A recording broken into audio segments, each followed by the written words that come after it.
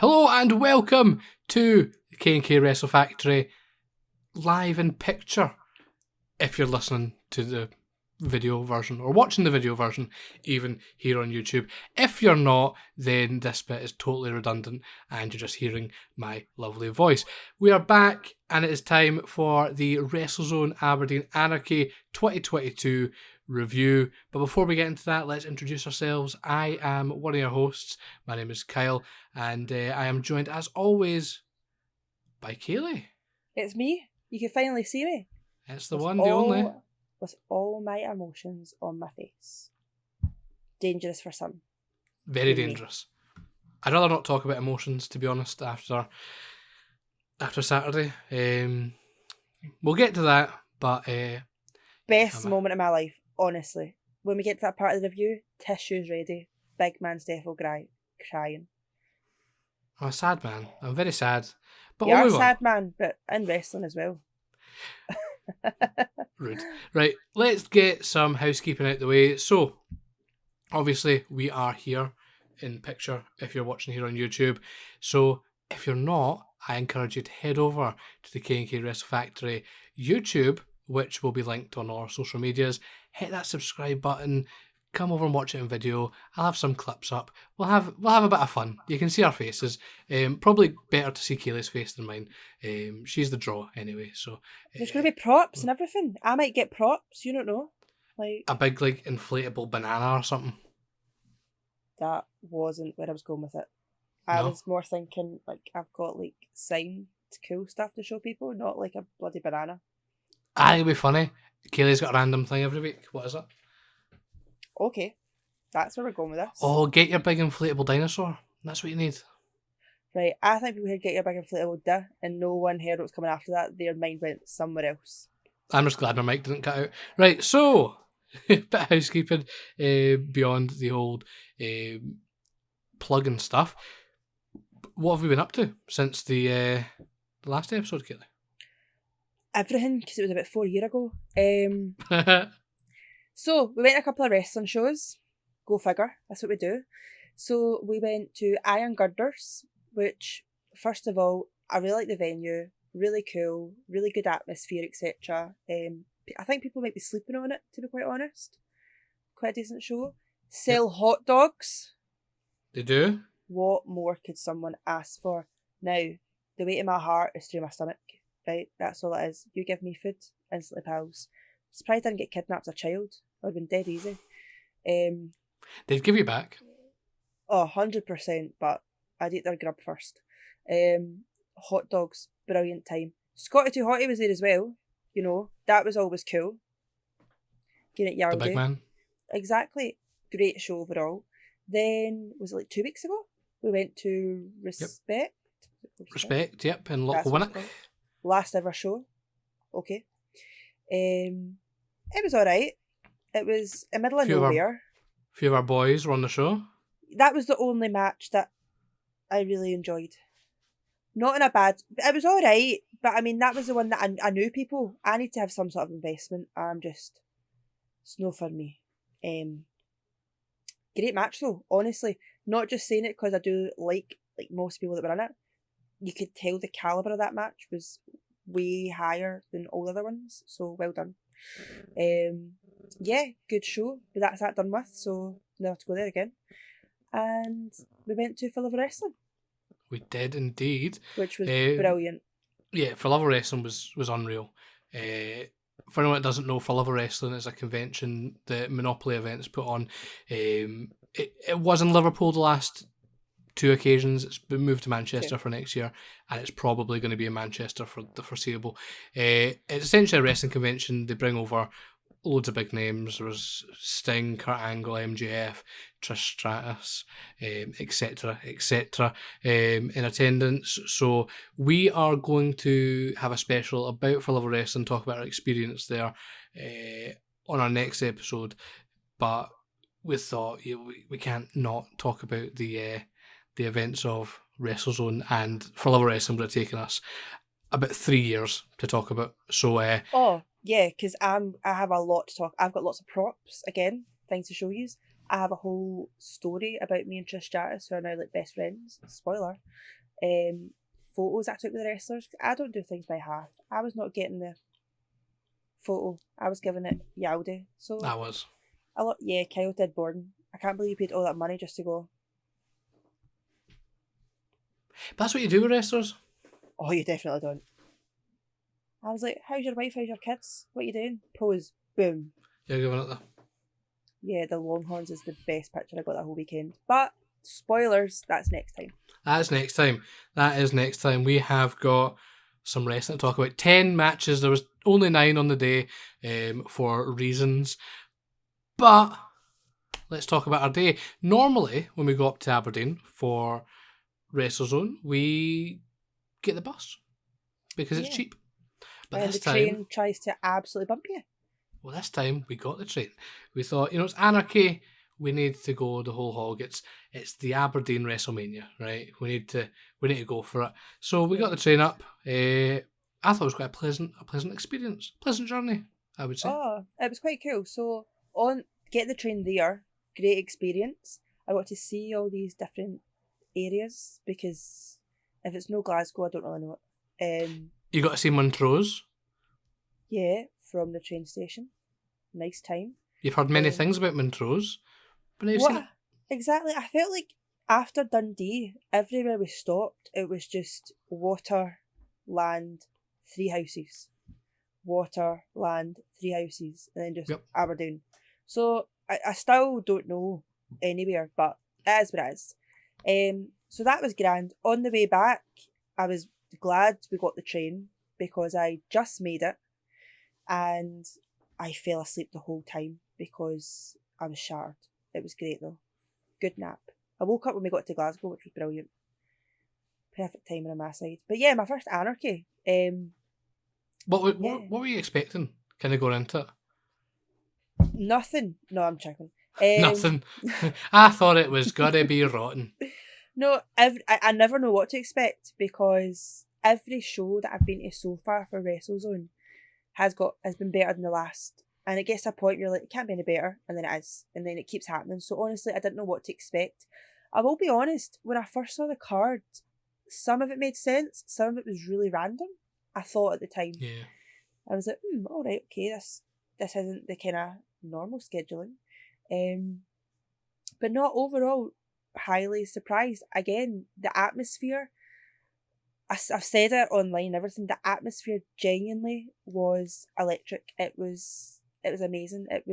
You were just getting pure pumped. And normally when you start off strong, what are you laughing at? You were getting pure pumped. I wasn't. Well, that's another story for another time. So yeah, it was normally when everyone's really like going hard at the first match, everyone stop it. Everyone like if you get tired. This is what people don't normally see. Is me trying to pop you. Yeah. But no, what I'm trying to say is normally everyone gets exhausted, but nah, everyone was buzzing. This is just becoming even more of an innuendo. So we'll move on. Stop now. We'll move on to our first match of the evening. It was the VIP pre-show match. Our VIP show that cost us 20 quid. Not that I'm bitter about it, but 20 quid, come on. It's trying times, just saying. I didn't pay for it, Kyle did, so it was free for me. Exactly. So it was 40 quid, right? Don't get me started. But anyway, first match of the evening, it was the VIP ticket holders' first match, and it was Air Miles against Alistair Karen. Now, did you know much about either of these two guys coming into the show? I knew Air Miles was the second half of his tag team. That was that part. Karen, I just kept thinking Alistair Karen just sounds like Officer Karen for Scott Squad, and that's all I could think of with the wee guy going, Officer Karen. Ruined it for me. So again, didn't really expect much. Out came Mankind's love child, the mask. That I'm okay with that. Good hair, all right mask and stuff. Yeah, match was all right. Not my cup of tea. Just wasn't really my thing. But I don't know if that was just first match. Didn't really know them. was a light coming in from the window that was open. One of the blinds were open and it decided just to like be right in my eyesight. It's okay though. But what I was saying is, because your brother was there and his friends, and they're only like, what, 13, 14? Yeah. It was interesting to see their reaction. So they were coming out, they were doing their thing, and they were like, whoa, it's amazing. And I just went over to them and went, you've not even seen the good guys yet. You just wait and see. Because I knew it was coming. I knew who they were going to really enjoy. Yeah. So that was exciting. Yeah, I mean, I thought this match was alright, to be honest. I mean, they had it a bit hard because, like you said, it was the opening match of the night, so everyone's already a bit, needing to be warmed up. It was 2 debuting wrestlers. We've never seen these guys before. So it was a bit odd. You need someone really to get behind in wrestling, which I find sometimes when it's 2 new people, it's hard. It's similar to what you were saying about when we went to Respect and you found it hard to get behind certain people. Like, if you don't know someone, you're not invested. You don't want them to win. You don't want them to lose. So it's hard. It's hard. Even that, it's not just if they're new, because again, take a random match, right? See if you think about it like months ago. See when we saw any match I basically saw at WrestleZone, because everyone was brand new to me. But see when they came out, they established who they were. You knew their character. You knew exactly, who did you want to cheer for? Who did you want to boo? They did that. These 2 guys came out and just had a wrestling match, which again, fair enough. They were good at what they did. But again, first match, you just want to be a bit more invested. You want to start the show a certain way, like have that atmosphere. And for me, I didn't have it, but at the same time, the rest of the crowd were into it. So it clearly was just my opinion, which isn't the be all and end all. Even though some people think it is. As much as you think it might be, it's not. So that was all. Again, but overall, decent guys. And maybe if I see them again, I'd have a different opinion, especially if they were maybe going against someone else. I think they were just having a wee wrestle. They just weren't really hooking me. Yeah. And then what surprised me, Air Miles picked up the win against Alistair Karen. I was expecting Alistair to get the win, but Air Miles picks up the W, and I'd like to see more of him. I'm hoping that they bring him up with Alex Webb and we start getting them tagging together. Because WrestleZone really, and we'll get onto it later, they really seem to be building up that tag division right now. So hopefully that is a thing that carries on. And I hope to see more of Alistair Karen, because I think that's an interesting character he's got. And I think it'll work well in WrestleZone the more they get to know him. Yeah, because they need someone a bit more kind of flamboyant and stuff. So yeah. Yeah, so I hope they do bring him up and put him into matches against people we actually are invested in, and that'll help the crowd get behind him or against him, depending on how you look at it. Whatever you want. So we moved on to our next match. It was the VIP ticket holders main event. It was Blue Thunder against the debuting Reese Dawkins. The commentator has stepped in between the ropes. What were you kind of thinking going at this one? Brilliant. Do you know the biggest shock of the night though? His glasses are fake. That's true. I thought he was a specky. I mean, he is a specky. Aye, but no those glasses. They were the real glasses. First thing, I loved everything about that match, honestly. So Reese came out, and so you were saying, so Reese obviously does acting and things, which that's something people miss. You could be a great wrestler, but if you can't get the crowd behind you, kind of like the first match sort of thing. They were both working, like the crowd were loving it. The crowd were in the palm of their hand, eating everything they were giving them, which you love. That ring gear was something else. I've got a big soft spot for how people look in the ring. Love it. He came out, the wee bits. Which the only thing I will say, they did give me that you put your hand inside like a cupcake and you came out with the wee paper case. I was having paper case syndrome. But that's just me. I've got a bit of an abstract mind. A bit. That's what we'll call it. So, but overall, really, really good. So obviously I'd never saw Reese wrestle. So I was interested to see him for the first time. And Blue Thunder brought out the best in him as well. They were really good. They had that good level of comedy, but actually making sense of what they're doing. And I think, I'll be honest, I think this is probably the first time you'll have been able to really appreciate Blue Thunder, because he's not really been in a comedy match per se since like on the shows we've went to. So this is kind of, you're able to see him in his element. So what did you think of him? Oh, I absolutely loved it. Again, It was perfect. I don't even know the right words to say it. You know when someone tries to be funny and it's just shite? And you're like, well, that's not funny. Aye. He was perfect. It was the perfect level of it was funny, it was comedy. But the kids were putting it as well. Everyone was getting involved. That's what I loved. And again, seeing just everyone looking about, because where we were sitting this time, we kind of could see a bit more of the other people in the crowd.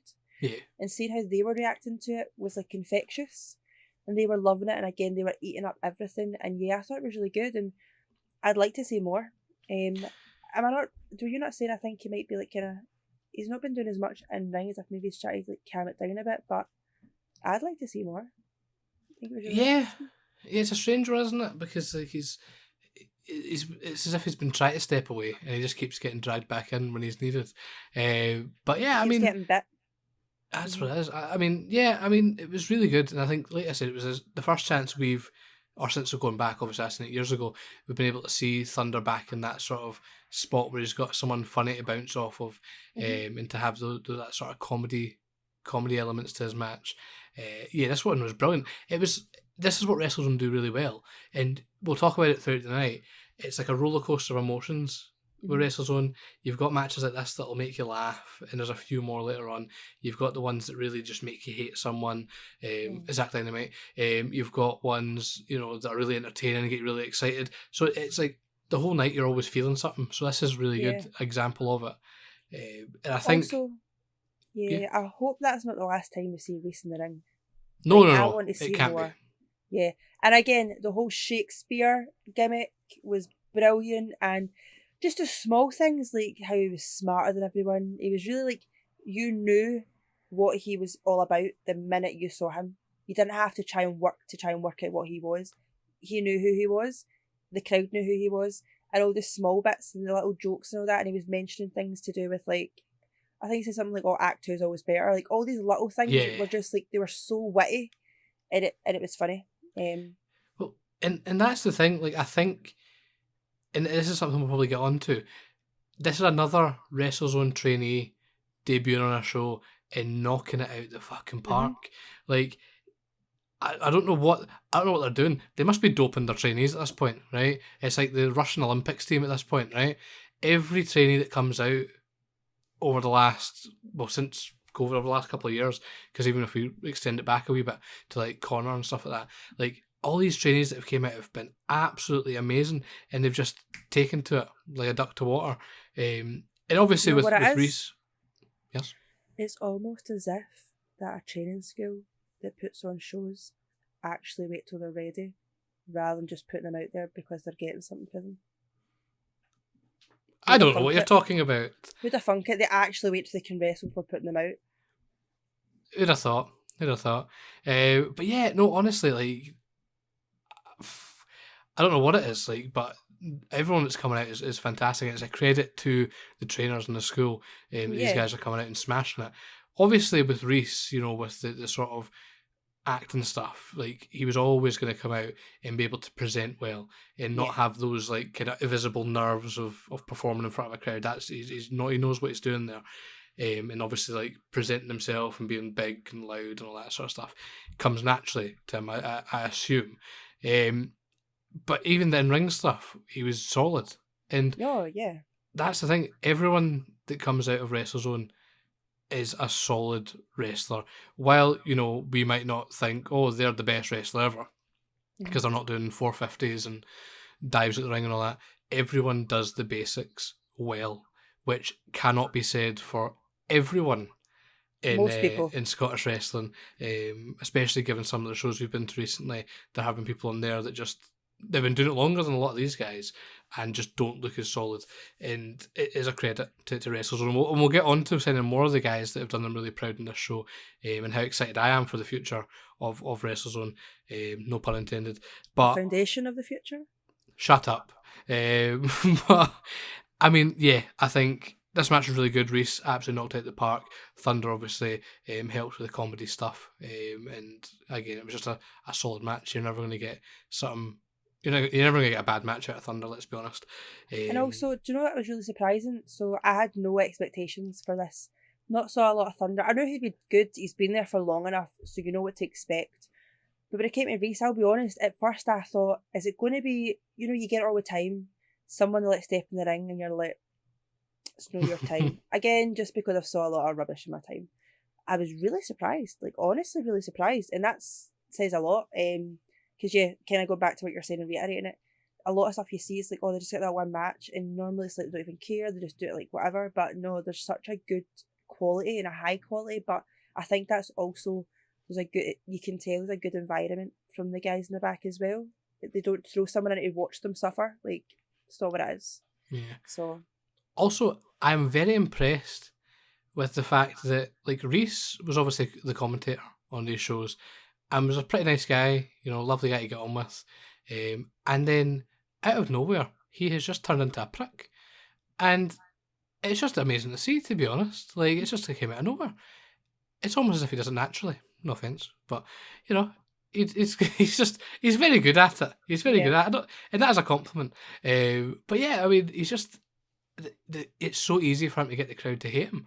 And he's very good. Ultimately, he picked up the win against Blue Thunder, which again was really good. He really needed that to kind of cement himself. I don't know what he's going to do next or where he's going to go from now, going into Battle of the Nations, but he's picked up that win. He's got the momentum. I'm really excited to kind of see where he goes from here.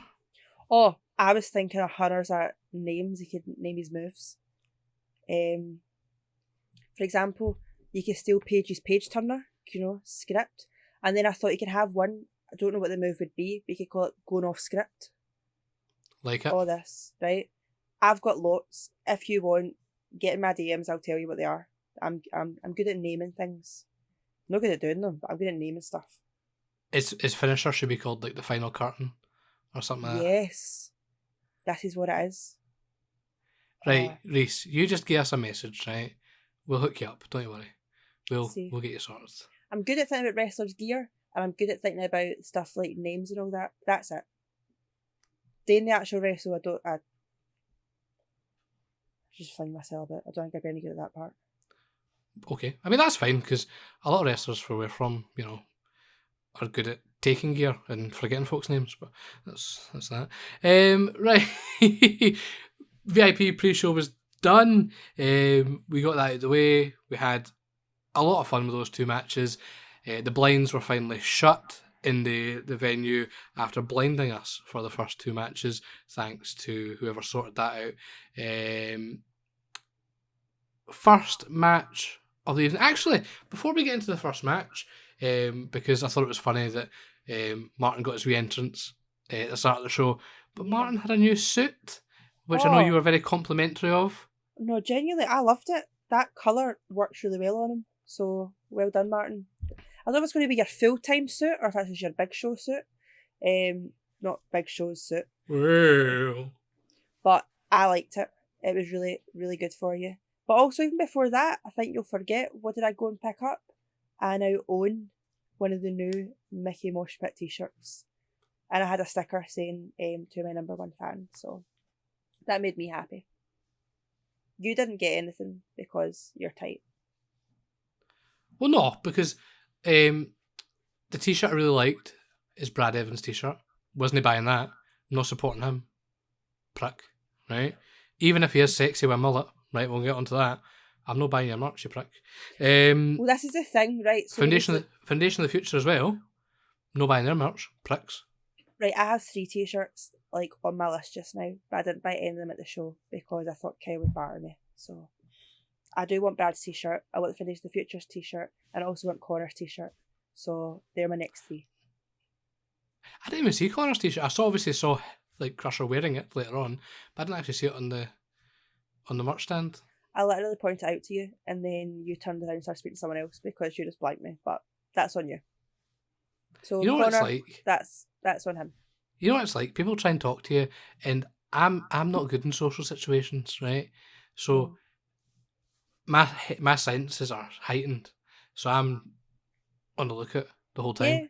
Yeah, during that whole part, Kyle was so socially awkward that when I was going out to the toilet, he made me pass a message to Aspen, who was standing at the merch table, on his behalf, rather than him go out himself. But I didn't want to get up and go and talk. That's weird. That was it. I always feel bad. Like, see with wrestlers, right? See if I'm not buying something from them, I don't like to go up and be a lingerer. But you're just Nah. sliding their DMs all day. Yeah, I mean, most of them slide in my DMs, thank you very much. But the less said about that, the better. At least it's you. That's true. It makes a change. No voice notes though. Right. So I just don't like being a lingerer, and because it feels like, imagine going to a shop, right, and just standing there at the counter and just talking to them and no buying something. Feels weird, And doesn't it? excuse me, and where did you learn that? I'm not even meant to be here today. So anyway, we'll get onto the show. And talking of those pricks, the Foundation of the Future, it was the WrestleZone Tag Team Championships match was up first, and it was the challengers, the Foundation of the Future, taking on the champions, Crusher Crabe and Connor Malloy. So before I kind of let you run with this one, obviously me and Billy from SWM Podcast did a preview of this show, and we were pretty adamant that there was going to be some sort of tension between Crusher and Connor on the show. What were your thoughts going into this match? Oh, so I honestly thought Connor was going to lose his rag and take him and just absolutely batter Mr. Krabs. Mr. Krabs! Money. Money. Why is it like that TikTok? Give me all your money. So yeah, I honestly thought there was going to be a breakup of some sort. I thought Connor was finally going to just be like, nah, taking none of it anymore. Set about him. But that's not what happened. But before we even get there, do you know the first thing I noticed when they all came out?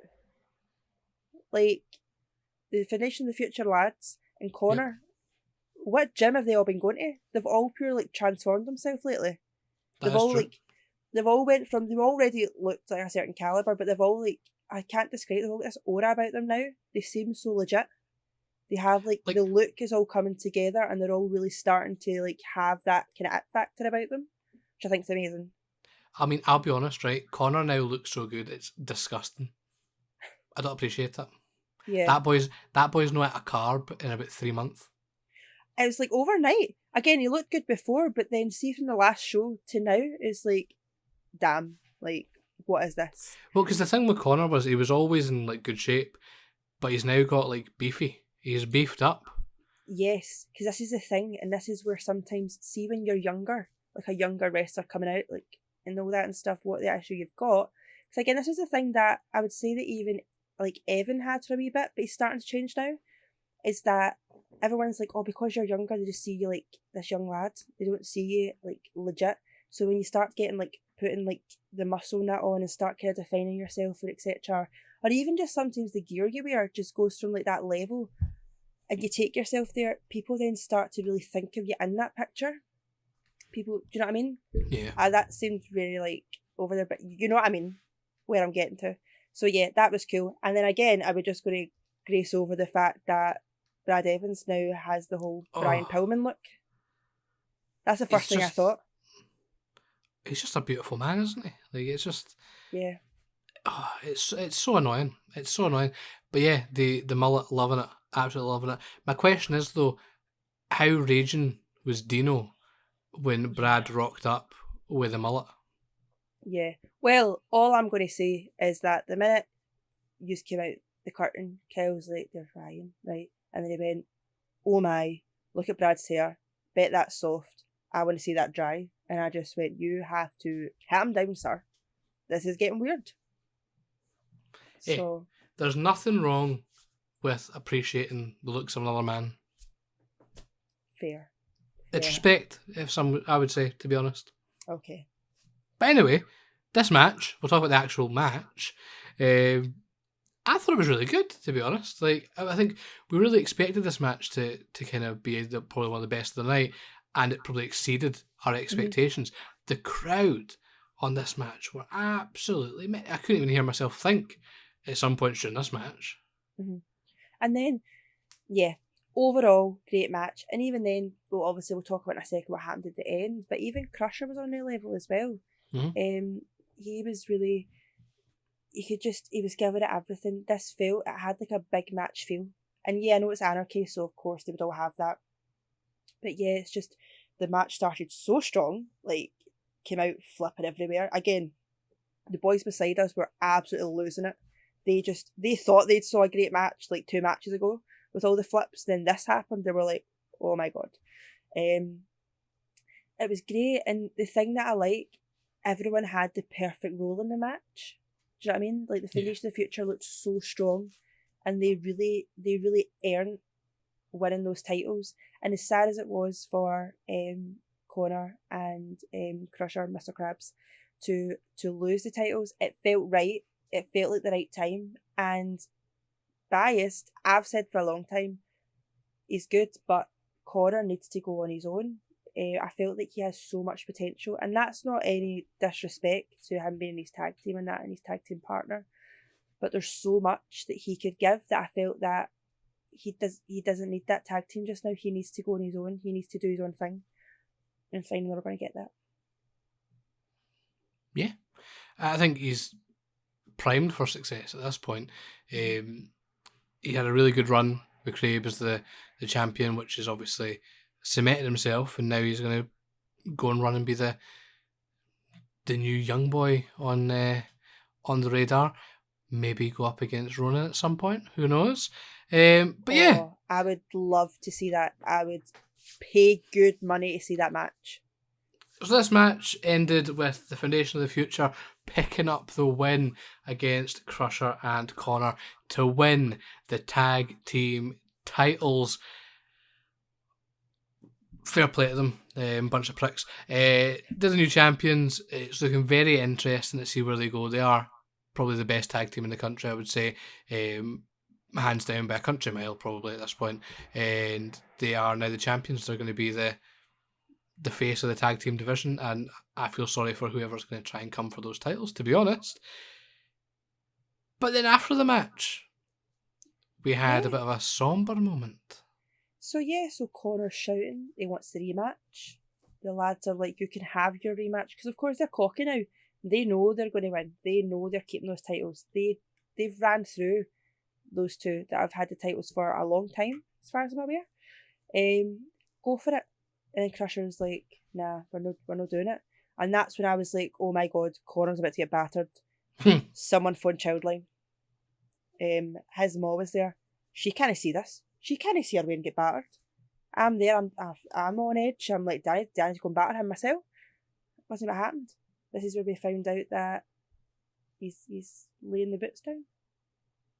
Yep. So Crusher Craig announced his retirement from wrestling. Funnily enough, Crusher Craig was the main event of the first WrestleZone Aberdeen Anarchy I went to. First WrestleZone show I ever went to, against Johnny Lyons, where he won the title. So, yeah, I mean, it's been interesting. It's been an interesting time to see the things that he's done. Obviously, you'll have only seen him, over the last 6 months, and from what you've seen before, probably. But again, he's had some career. He's done pretty much everything he could do in WrestleZone. But wait, there's a big question. Has anyone told Grado? That is a very good point. Right, someone get Grado on the phone, right? Because he is going to be devastated when he finds out that Crusher Craig has retired. Honestly, you'll need to console him. That's going to be a thing. It's fine though. I am setting up a wrestling support group after the main event, which we'll get into. So I'll let you know the details later. But yes, Crusher Craig has hung up his boots for the last time. That is him now retiring. He made a big speech about how the new generation of WrestleZone are coming through and they're doing really well, and he's moving on to let them take the spotlight. And I think it's a noble move. It's probably the hardest thing you can ever do as a wrestler is give up the sort of thing you love. So hopefully he stays involved, in some fashion. Obviously WrestleZone have the training academy, and there's loads of ways he could be involved in the shows and the development of the future. But yeah, I mean he's a valuable part of that roster that's now gone. But as he said, it's now time for someone to step up and take his place. And like you're saying, that is like such a big thing, especially when you look at him. He's there might be younger guys in the roster, but it's not like he's old and he can't do it. He can. So the fact that he's doing that, like you're saying, means a lot. But yeah, hopefully he's not too far away. Hopefully he still kind of keeps his toe in the door, as they say. Like, he knows what's going on. He's still there and good for the guys. But that also takes us nicely onto something that someone said to us earlier on. So we asked for some questions, and we have two about this match. So the first one, I'll take the first one, you can take the second one. Okay. So the first one was from the inspirational Ryan Riley. So of course, big fan of the show. I'm a big fan of him, right? Just because you're not, right? They're my lads. I am, but you know. Okay. Gotta keep it alive. So he said, no question, but would just like to remind everybody that he, Ryan Riley, kicked out of Crusher Crave's last ever big boot. That is inspiring. Anything you want to add to that? No. No comment. No comment. That is pretty inspiring, I suppose. It is. You look like you got your absolute arse beat, so fair play on you for kicking out on it. So, on you go next. Next question. I don't know what the next question is. You didn't tell me. I'll take it myself then. So, Connor, my good friend Connor. Connor Malloy. Love him. He says, does Kayleigh, that's me, want to be my new tag team partner? Seemed to be one short after Sunday. Now. Saturday. I carried. Not got my glasses on. First of all, anyone who knows me knows, don't offer me something like that. I'll take you up on it. It doesn't take much convincing for me to do anything in life, which everyone knows. So if you need me there, I will be there. I'll start training tomorrow. We've got a couple of months. When's the next show? Is it not for a couple of months now? August 6th. So you've got 3 months, or just under 3 months. I've got about 20 years worth of wrestling watching under my belt. I've fought people many times. I think I could give it a good whirl. Right? I'd give it Yaldi. So if you need me there, you say the name. I'll be there. I'll just wear my Trish Stratus cosplay, because you know that seems to be alright. Let's be honest, half the folk at WrestleZone would probably think you're actually Trish Stratus. They'd sell massive tickets for that. That would be brilliant. Well, I've got the pose down. I come in my own belt, you know. I'm like, you know when you buy an Elite figure and it comes with accessories? I've got it. So you need me there, you phone me. I'm game. Am I like, you know how with the Elites you sometimes get the Builder Wrestler? Am I the Builder Wrestler? Are you a Builder Festus? Is that me, the Builder Wrestler, sitting in the corner? Please buy me. No, I think it's always weird when you buy a wrestler, it comes like a severed leg. And you're like... Well, it's the China figure you've got that has the ventriloquist dummy. Yeah, it's terrifying, honestly. Thing is, though, I don't like opening them up. I don't let my figures breathe. I like to keep them, like, intact. It's part of it all. That's why I buy two. One for breathing, one for keeping. So the fact that it's got a doll that just stares at me is very uncomfortable. But to be fair, though, I get that. My AEW figures, I keep closed. Mainly because I think the WWE ones, I don't think have value. I do have a nice one here, though. Signed Trish Stratus one. Oh, for the audio listeners, Kayleigh is showing her signed Trish Stratus Chase variant Elite, signed by Trish Stratus herself. And if you look closely, you could probably still see the tears that I was crying when she signed it. So, I just realised it's fine. I'll tell you later on. Okay, that's Mark's present's still here. Oh, I forgot about that. Well, Mark, if you're listening, next time we see you, which will probably be Slam Dunk, we've got a present for you. Yeah. Anyway, moving on. Next match up, we had Chris Archer facing not Jackie Polo, who was no longer at the show.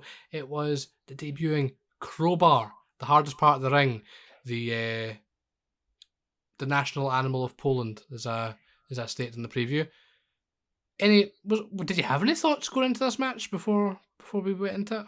Do you know what I realised they two are? You know when you go to the circus, right? Or where's this going? The bearded lady? No. No. Okay. That's rude. No, you know when you get those mirrors where it looks like from one side, but then you've got the distorted version on the other side? It's like two bikers that are on the opposite side of those mirrors. Aye. Little and large. Do you know what I mean? That was a thing. So yeah, two bikers came out at each other. Also, something that's pretty impressive. You know how people say you can wear one piece of denim? Wearing double denim is quite adventurous. Archer was wearing triple denim. I heard it's quadruple denim. I heard he was wearing denim pants. Pants? I thought it was a thong, so there you go. Oh, the chafing. Oh. But I was like, they two came out doing what they're doing, but I'm like, mate, it is boiling in here. There is no way that I'm wearing any sort of denim. There was a lot of denim in there. But I had a theory. I thought they better be careful. See if they run at each other too fast, the denim's going to swish swish. It's going to start a wee fire. The sparks are going to go off. I was sitting there just waiting for it. Can you imagine if they went for like a figure four or something? It just... it just rubbing together. Just there's fire in the ring. Oh, weird. Again, that was a weird matchup. Like, why was Crowbar in WrestleZone? It was good. He didn't look happy to be there, let's be honest. But I don't think he's happy to be alive. That's true. But it was a decent match. I feel bad for them because nobody cared, right? Let's be honest, nobody gave a shit about this match. Mainly because there was no build to it. Like, it was just a match. That's the thing. So the crowd love Archer. He's got everything going for him. He had the title not long ago, etc., etc. And then I was thinking, at first when it was Jackie Polo, I was like, why the hell is Jackie Polo here? But fair play, maybe they've got something coming. But at least I was thinking, I was like, oh, that'll be a really good match. They'll really get a lot out of each other. But then I think the issue was Crowbar is a very, like, just does the wrestle, leaves. Backflips backstage, what I heard. He only moves and flips. Yeah, his momentum just keeps him going. But honestly, I saw him backflipping through Sainsbury's at Kitty Brewster before the show. He was going down the veg aisle, backflipping. No. You don't want... The image I have in my head is just... Nah, you're right. But you know how, like, in your head you might be thinking, like, gymnastics, like, handspring, like, so, like, using your hand. He didn't even use his hand, he just goes... flips. Feet to feet to feet. You should have seen him try to go through the self-scan. Boop! Unexpected item in the bagging area. Hi, Crowbar. It's Crowbar. Anyway, with that, I felt bad for Archer because I felt that he was really trying. And again, they're both good on their own. It just didn't have the chemistry together, and there could be many reasons. Again, the crowd just went into it. I think that was one of the only matches of the night the crowd just weren't for. Well, and remember, right? I felt, again, I keep saying it, but I felt bad for Archer. He deserved way more than that. Do you know what I mean? Well, remember, there's three big components of a match, right? Well, if it's a singles match, there's your two wrestlers and the crowd, and you need all three to be on point for it to be a really good match. You could have two wrestlers doing the best thing ever, but see if the crowd are sitting on their hands, it's not, nobody cares, right? It's not interesting. And there was no one was invested in this match because it came out of nowhere. We'd never seen Crowbar before. Everyone likes Chris Archer. It was just a bit strange. And like you said, I felt bad for Archer. He definitely deserves better. He had that big moment at the first show back, and then he lost the title at Summerhill, and then he's just kind of been floating a bit. So, yeah. And again, they just came out and wrestled, which in other places or builds to a match would be good. But see the type of crowd that WrestleZone have, they need it to be put straight in front of them. This is what you like. This is what it is. Here you go. They need everything spelled out to them. That's just the type of show it is. Which is not like every other places. It's not like that. Do you know what I mean? So yeah. I think they were just like, okay, it's good wrestling, decent, but I can't cheer for it. I don't really know what I'm doing, and that's where I think the crowd just lost it a wee bit. They just need things spelled out a wee bit more. Which isn't a bad thing. If anything, it means that you get different matches, which are fun. So yeah, it would be nice to see the next show back that he has someone more of his calibre, that he can actually bring the best out of him. Because what I've saw, and again, it is limited, he can bring really good matches at people. They can bring really good matches at him. But see if someone's just not giving it, he's just like, it's hard to kind of give because it's just not his style. Well, talking about something the crowd weren't really interested in, actually, apologies, Chris Archer picked up the win in that match against Crowbar. We kind of expected that. Speaking of something the crowd got into, the next match was a singles match with a special guest referee. So, special guest referee was the one and only tenacious Johnny Lyons. So, right, Kayleigh, you've never seen him before. What did you think? Right, I've got a couple of comments. Right. First of all, never saw him wrestle, but I do love his reviews on YouTube, right? I love them. I have heard many a story of many a person about him. Heard for you, for Lewis, for Mark, anyone. Everyone's told me hundreds of stories, so I feel like I knew that guy inside and out. Then I saw him and realised I knew nothing. First things first, he was in the best shape of everyone on that show. Yep. What's he doing? Like, why is he retired? He looks better than Prime. Like, what has he been doing? That's my first thing. What is he on? Right? Like, honestly, he has more like energy than anyone. Like, what's going on? Like, how does he bottle that? Like, if he could bottle that, we'd buy it. But no. He's infectious. I get why everyone loves him now. He just has such an infectious energy. The minute he came out, he just stole the moment. It's a shame. The two lads are trying to have a good match, etc., to do what they're doing, and he's just like, way, woo! And it's like, you can't do him in it. Like, let the lads have a moment. Yeah. I hope I see more of him. He needs to come out of retirement. I'd see more of that. The whole crowd were loving it. He's something else, isn't he, Johnny? Yeah. He's an enigma, is what our Johnny is. So he was the special guest referee in this match. It was Brian Tucker against Evan Young. Brian Tucker, the man that everyone loves to hate in WrestleZone, arguably the most annoying man in WrestleZone, with those tartan trews and his wee dicky bow. Rupert I don't know. The Bear.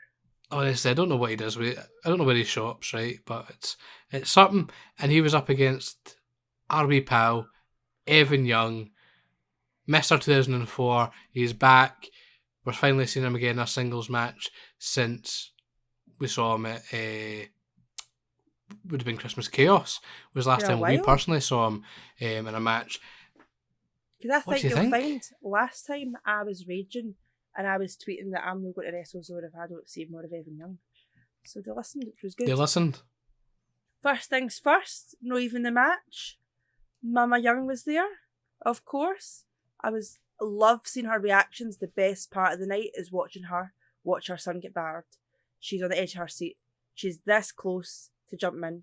Now, if we ever want to make her a stunt mum and she can get involved, I'll be right about it. I'm thinking about making a mum faction. I'm not a mother myself, but act like one. Me, Evan's mum. I'm pretty sure Ronan's mum was with us. Connor's mum. Gonna make a faction. Can't stop us. You can have a dad or something if you want, but that's not exciting. So that's a thing. But yeah, Evan coming out again. I love him so much. Such a soft spot. And I feel like, see, because I saw his debut match, and it was like, I don't know, I feel like I have that wee soft spot for him. Do you know what I mean? Like, he holds a special place in my heart, so that's brilliant. Great as always. And again, going back to your brother and his friends, the fact they were like, oh my god, he's Mr. 2004. Oh my god, that's like going a couple of years older than us and he can do all this. That's amazing. They were hyping each other up. They were like, I can't believe he can do this. And it was just hearing them be so inspired by that was so cool, because what I was saying is a lot of young guys in the show, but you know, it's like when you're that age, everyone seems older than you. So for him to actually have the year he was born, they were like, hold on a minute, that's not too much older than us. So who knows, maybe they'll have 3 new people at their training school at some point.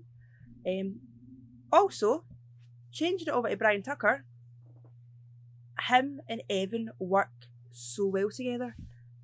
Genuinely, I have changed my opinion on him from that match, because I was saying it before. there's something there, but it wasn't my cup of tea. I couldn't vibe with it. I couldn't get behind it. It was just annoying. And again, people in the crowd seemed to like it. I just didn't like it. It wasn't my thing. And then of course I got annoyed with the whole like wearing his tie, etc. Like, shut up. But after that match, I was like, this made sense. His character made sense. That match, like, he had the second half of what he needed, and I genuinely enjoyed it. And then the tie thing, it came out with a wee dicky blow. I was like, oh, where's the tie? Thought I hated it. Realised I missed it. Next thing you know, Mr. Socko style. There's the tie. It was brilliant. So I've been bought over now. But I will say I now need to wait and see what he's going to do next. Is he going to keep bringing this momentum? Because I feel like, again, I don't know if he's been doing this gimmick for a long time, because I've only saw it a couple of times, but I feel like he's cemented. We now know what his whole thing is now. Yeah. So yeah. What about you? Yeah, I thought it was a really good match, to be honest. It was one of those matches that, you know, you didn't really expect much from it. Because again, it was never going to be like, you know, a 5-star technical wrestling match, because it's not what it needed to be. Johnny as the referee was so entertaining. That was like the big story of the match, wasn't it? You know, that Brian had been getting screwed by WrestleZone management and the referees, and you know, it was Stu was there. Stu, I'm too busy thinking about his reviews at this point. Scottish Stu rants and reviews. Johnny Lyons. This is the issue. It's what happens when you retire and start calling yourself Coach Stu. That's all I can think about. So Johnny Lyons being the referee was obviously the big story of the match, and I think it was done very, very well. There was parts obviously where Tucker was going for the pin, and Johnny was obviously jumping up on the ropes and just going, well, I'm not going to count, or slow counting or fast counting for Evan. It was just really fun, to be honest. And yeah, again, that's where their chemistry worked so well. Like, they had so much chemistry, the three of them.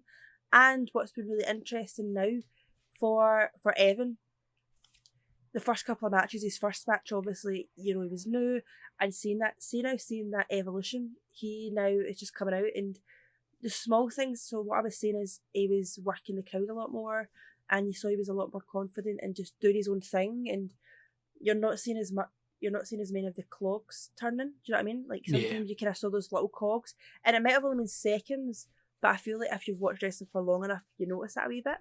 But now it's like, it's so smooth, and again, like I was saying earlier on, he's now starting to take himself to that new level, and it's brilliant to see. And yeah, I'm really excited to see where he's going to go, because in this short space of time, how much he's improved. Where's he going to be like another 6 months' time? Do you know what I mean? Aye, exactly. And yeah, I mean, I think Evan sometimes gets overlooked a wee bit because he came out at the same time as Ronan, who we're obviously going to get onto, and Ronan is such an over-the-top, in-your-face character. He's on social media all the time. He shoves himself down your throat. Like, you can't be involved with WrestleZone and not know who Ronan is. So I feel like Evan does sometimes just get a little bit left under the radar, because it's impossible to keep up with Ronan, because, I mean, the boy is insufferable sometimes. And that's what's doing him favours. So I do feel bad for Evan sometimes, but he is, you know, getting back on shows, and he's getting to that point where, you know, people are starting to take notice of him. You know, he was getting a good reaction from the crowd last night. You know, everyone around us was loving it. He got the win, obviously, which was brilliant. He got his big moment at Anarchy.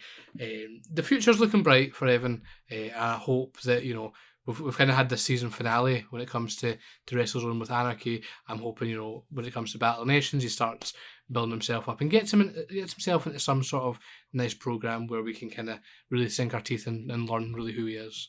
Well, this is the thing though. So see, if you think about it, he has an advantage though. So if you take like Connor, Evan, and Ronan together, right?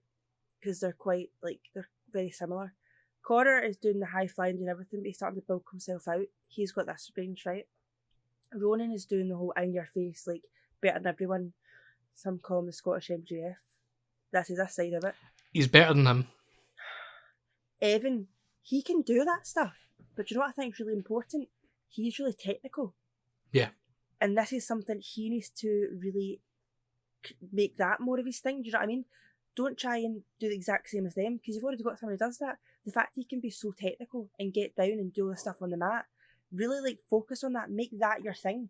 Like, go ahead and do that and stuff. Do you know what I mean? It's very like the kind of vibe you're getting, and this could be a really like, I might be talking absolute rubbish, but you know when you watch, like, I've only just started watching it back again, but you know like WCW, when you saw like before they had the proper like high flying cruiser Goldberg. I'm going to come into your room and punch you. I swear. Keep your calm. But you know, before they had the whole high flying cruiserweights they had that time, where it was a lot of like mat wrestling, and it was really impressive. It was different, and you were like, you see everyone fly all the time, so you do this. Whereas before, everyone was on the mat, so high flying was different. This is a different thing. Like, have that his whole thing. Like, really like focus and do that. Of course, I'm not saying that's the only thing he should do, but the fact he's got that over what they're doing just now, that'll make him stand out. And it'll be cool to see what he does. You can take that in so many directions. So 100%. And yeah, I mean, it's one of those things is that he's not really been on that many big shows now. Do you know what I mean? Like, he's done obviously the Academy shows and stuff like that, but in reality, he's only been on like 2 big shows. So it was only really his second singles match on a big show as well. So you know, it's going to take a bit of time, and I think that's the thing you kind of forget, because wrestlers don't have him running shows like as regularly. They've only done like a handful of shows since they came back in October. So while you look at it and say, "Oh, that was 7 months ago or whatever," you know, it's only been 5 shows. Yeah. Yeah, so it's been a handful of shows. So I wouldn't be too worried about anything like that. And I think it's just gonna, the more shows he's on, the more he kind of gets out there. And I'm interested to see how he gets on, how he grows into the performer that he will be. And that's the thing, every time you see him, he brings a whole new aspect to himself, and you can see that. So I genuinely get really excited to see him, because you never know what you're going to get, and I think that's good. You're just excited to see his mum, let's be honest. I do love his mum too. You're just there for the Moz. That's you. You couldn't care about the wrestling. You're going, is there more there? Is there more there? Mm-hmm. Yep, there they are. Hiya. Awesome. I know. How you doing? And we're back. Excuse the cut. I had a brain fart there and forgot where we were. So anyway, we're back, and our next match is a Singapore Cane match. First half main event, it was Mickey Vago against the best wrestler in the world, Connor. Why do I keep wanting to say Connor Malloy? Ronan King. I've got Connor on the brain. Are you like, what is wrong with you? You're literally only been speaking for like an hour and you're already just off it. Like, what is wrong with you? Well, that's what it is. We'll leave that. Why are you thinking about Connor all day? Like, move on. Next match. He is looking beefy. Oh, that's going to kill Ronan. So yeah, it was Ronan King against Mickey Vago in a Singapore Cane match. Right, we need to talk about it first. Ronan's entrance. Oh, right. So good. So at first, I was thinking Mickey's going to come out last because it's his match, his gimmick match. Next thing you know, his music hits, and I'm like, what's going on here? Out comes Mickey Vago, or so we thought. Nah. Ronan somehow not just stole his Moz wardrobe, but then some random person's wig or that. It came out as a fake Mickey Vago. Brilliant though. Loving it. And then that gold jacket was something else. Like, honestly. Getting it and put it on him for him. Perfection. Everyone knows I'm a big fan of those leopard print tights. Again, that's what I meant, sorry, zebra. I still need to know where you got them, because I wouldn't mind rocking a pair myself, personally. But entrance was amazing. Came out with a guitar. It was like Walk with Elias. Which we'll find out more about that guitar later on. But I did notice the guitar that had no strings and was clearly worked upon. Interesting. I wonder if there was anything inside the guitar. Did notice one thing though. Came to a Singapore Cane match with no Singapore Canes. He's smart. How? How are you going to win a cane match with a cane? You don't have to use the cane. You're just allowed to use the cane. I'm going to say something. I was like, do you know what you should do? Someone should have a cane match. And you're like, whoa, actual cane. this is what I'm thinking. You get it wrong. You come out, blow up Kane, like mass Kane. You've got cardboard cutout of Kane. You somehow went to like the charity shop and bought hundreds of Kane figures and you just tie them all together. So you've got a line of Kanes. Then somehow you've paid for Kane Dingo for Emmerdale. He comes out. Kane match. You're welcome. Sorry. Candy canes? Uh-oh. Right. Anyway. Russell Kane? I could go all day. We then had Mickey Vago coming out with his general's hat. Nah. Honestly, again, another thing. I need to know where you got that hat. I loved that hat. Genuinely, I was feeling it. Great look. What do you think? Mickey came out looking fantastic. He's got the combats on, he's got the camo on, he's got a bin full of Singapore canes. He is ready to unleash hell. Also, we need to pull him up. So we were saying he's looking trim, and he went, nah, it's the dungarees. Man wasn't wearing dungarees and still looked trim. He's looking good. But I noticed he was still wearing a top to cover up for all these shots. Ronan came in bare-chested. He wasn't feared. He was gallus. I think he was glad he was wearing the shirt after the kind of shots he was getting hit with. That's true. That's because Ronan is the best. In all seriousness, right, this match was absolutely fantastic. There were so many cool parts of this match. One of my highlights was when Ronan did the moonsault off the second rope, got caught in midair with the kendo stick to the midsection. That sounded absolutely brutal. And everyone around us just went, mental. The match was brutal. Like, there was just loads of kendo stick or Singapore cane shots. At one point, Ronan absolutely murked Mickey across the head. I did not expect that. See, when I heard about a cane match, I thought it was going to be one each, a couple of wee boom boom sort of thing, nothing much.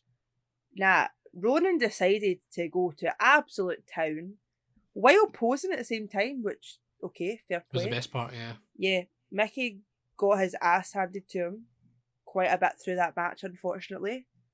The one in the head, I still can hear it.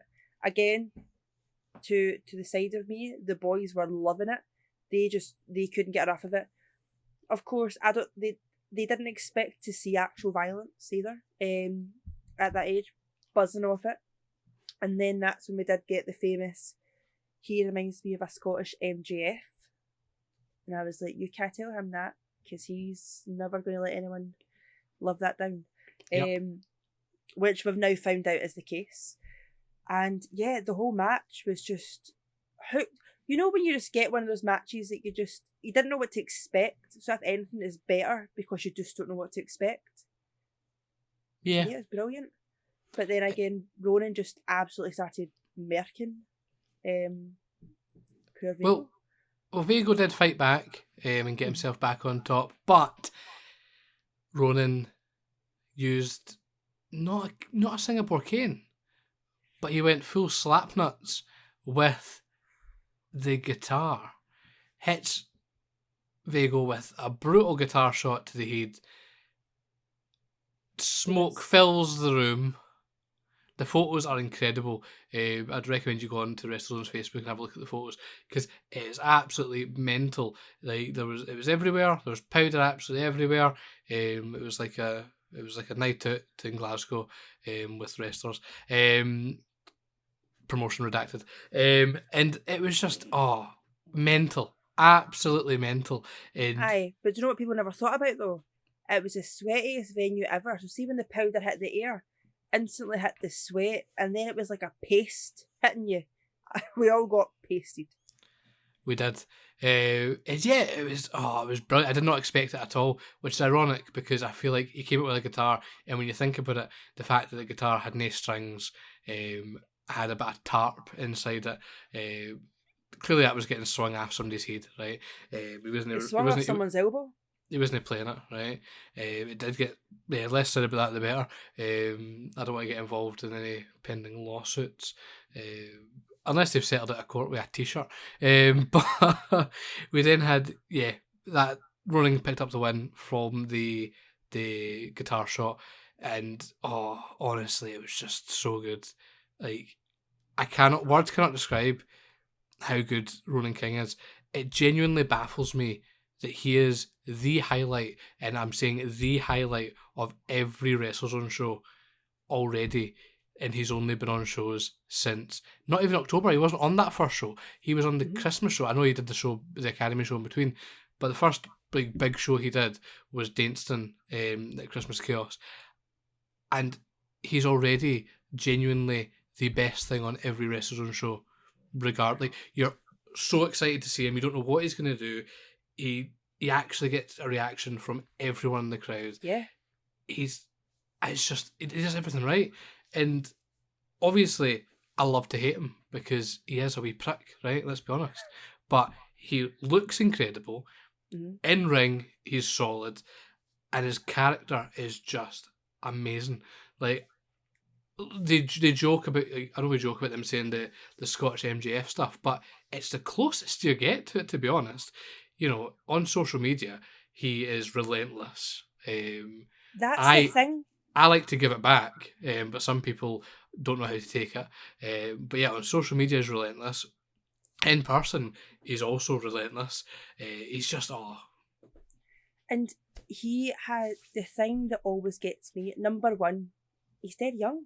The fact that he's got the confidence at that age is impressive, because he's just, I know that everyone's like, you can have confidence, but again, to be able to do that at his age and be so confident, the thing you always see, people can eventually evolve close to that, but when they first debut, they're worried to go kind of like straight out balls to the wall because they want to like kind of get comfortable and do what they're doing. Straight away, he was right out doing it, and it's worked for him. He's took a gamble and it's worked.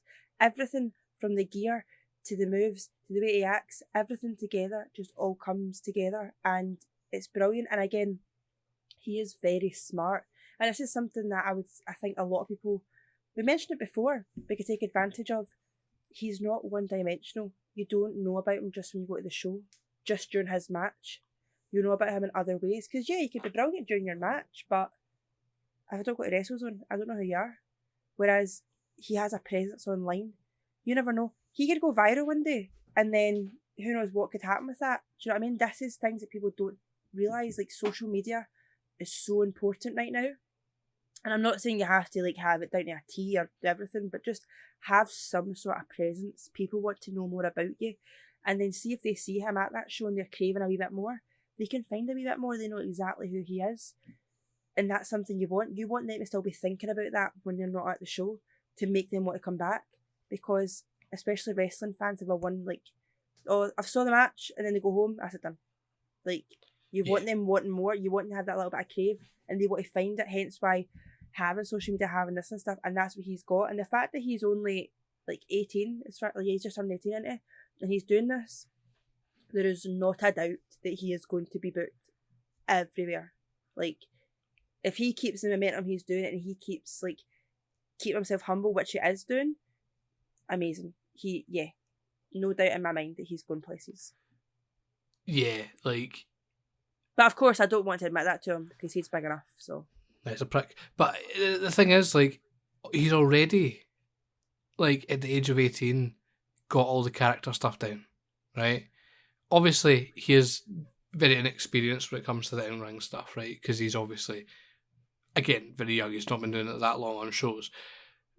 But again, you wouldn't think it from watching his matches, right? So he's not obviously inexperienced.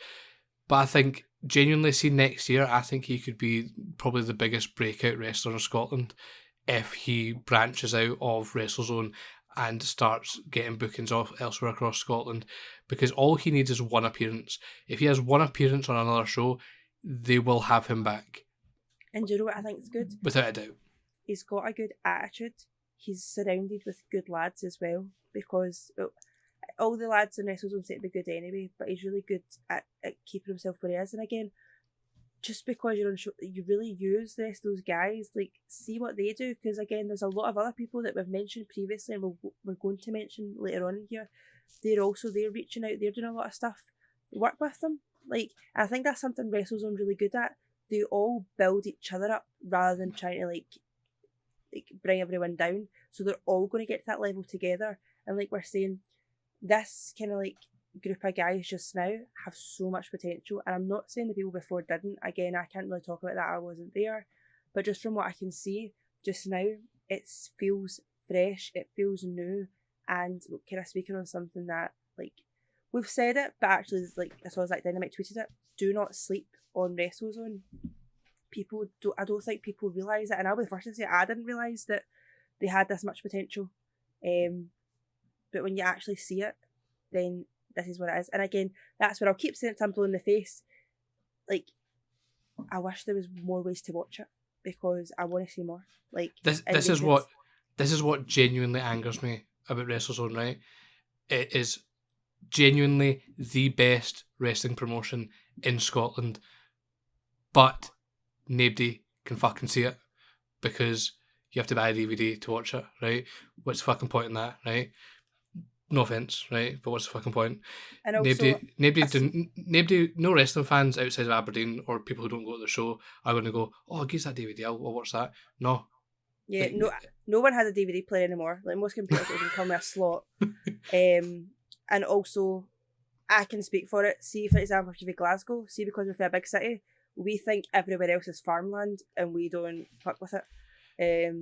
And I get it, right? I do get it. WrestleZone have a very good thing going for them. They're a very successful company and they don't need to do all this stuff, right? Don't need to, but it'll bring so much more to their guys. And it's not even that. It's just they deserve more. Yeah. They deserve to, like, this is a controversial opinion, right? And then people might say it. They are miles ahead of Discovery, right?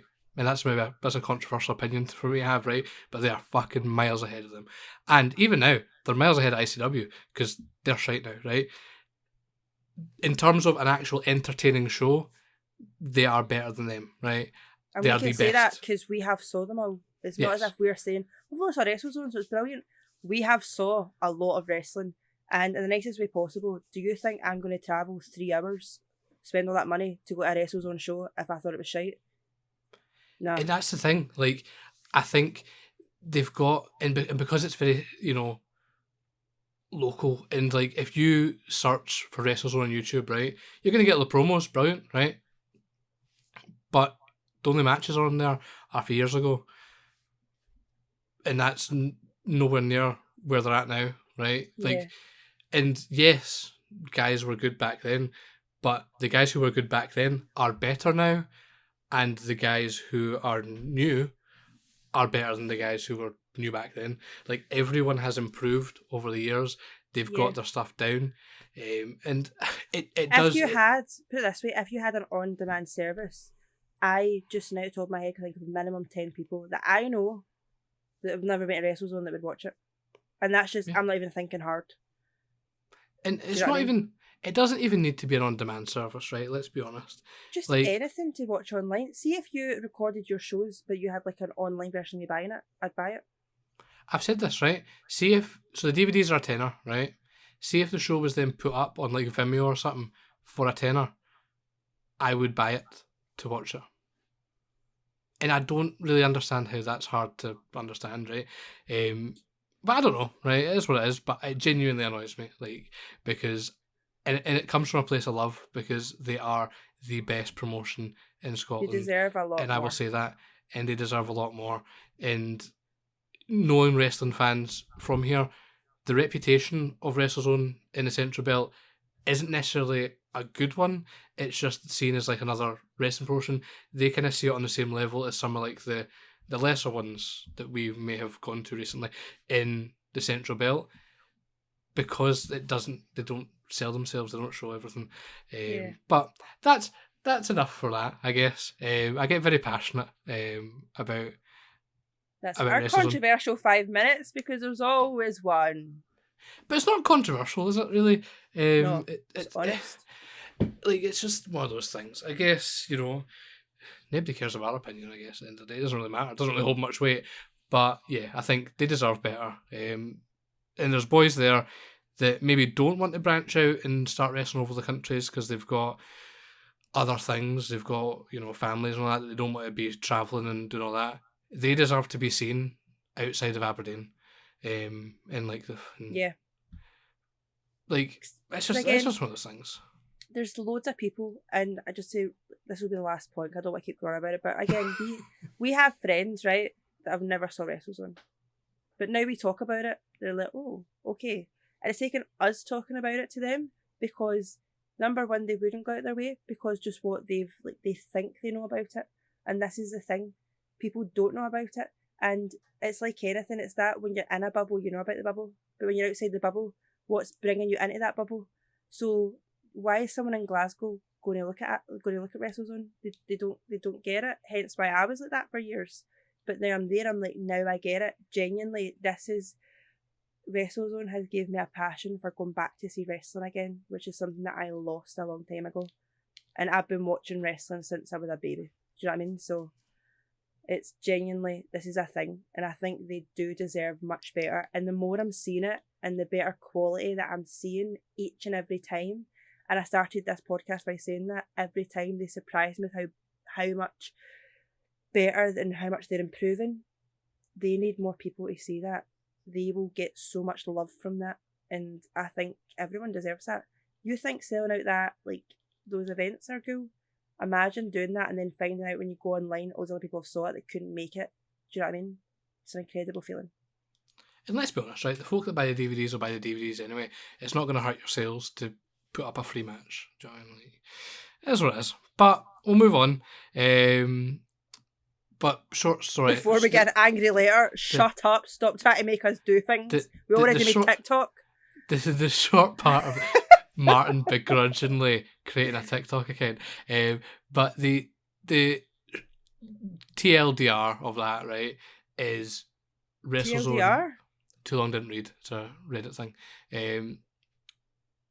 The point of that, right, is WrestleZone, again, I'm going to say it, and I'll say this with my fucking chest, is the best promotion in Scotland. They put on the best shows in Scotland. They have some of the best wrestlers in Scotland, and they deserve more. And I love them. And okay? A thing that no one talks about is the guys have a great mentality. They are all genuinely nice people, and that goes a lot further than you think. Except Foundation of the Future and Ronan King pricks. Speaking of though, back to question time. We have a question. Oh, Camden Dimbleby. From Ronan King. You ready? Oh no. So I'm going to ask you, what an honour was it to witness firsthand Ronan King prove he is the best to ever do it yet again? Do you know what I say? Arsehole.